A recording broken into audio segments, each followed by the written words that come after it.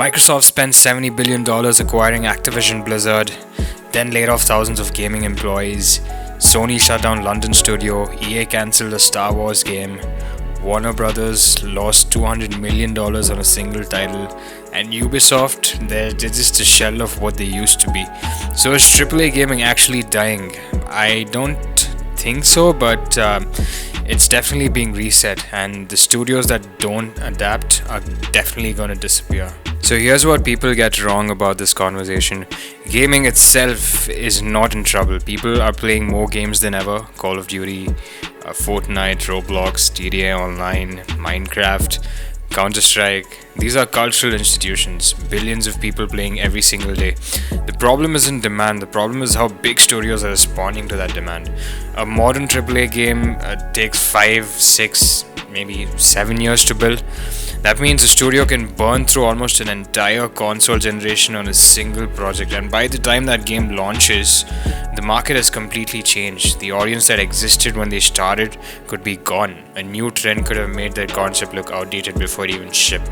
That's a terrifying business model, and somehow the industry's solution was to just throw more money at it. Every major publisher looked at games like Fortnite, GTA Online, Destiny, Apex, Warzone, and thought we definitely need one of those. And I totally understand from their perspective.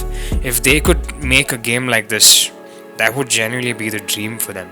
Recurring revenue, massive player bases, a game that just keeps making money through microtransactions. I mean, of course, who wouldn't want that? And everybody wanted in on this business model.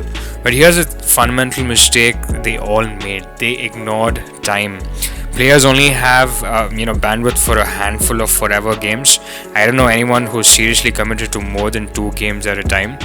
A new live service game isn't just competing with other new games, it's competing with everything that already owns people's time. Roblox, Minecraft, GTA, Valorant, League games that have been running for a decade and have massive loyal player bases. So to actually break into that market, your game can't just be good. It has to be so good, so exciting that it makes people quit what they're already playing.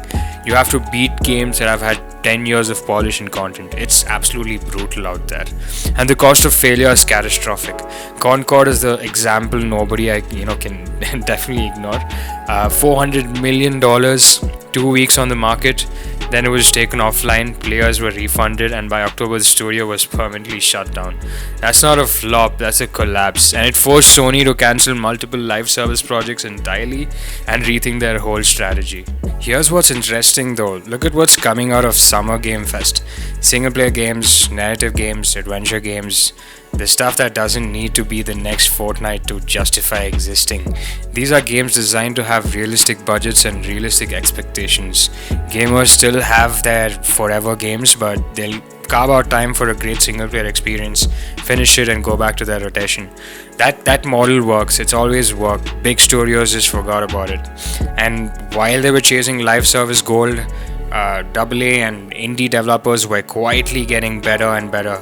Ghost ship games, Deep Rock Galactic, 9 million copies sold, smaller teams, more passion and faster pivots. Studios like Embark are doing it right at scale. Big team but not bloated.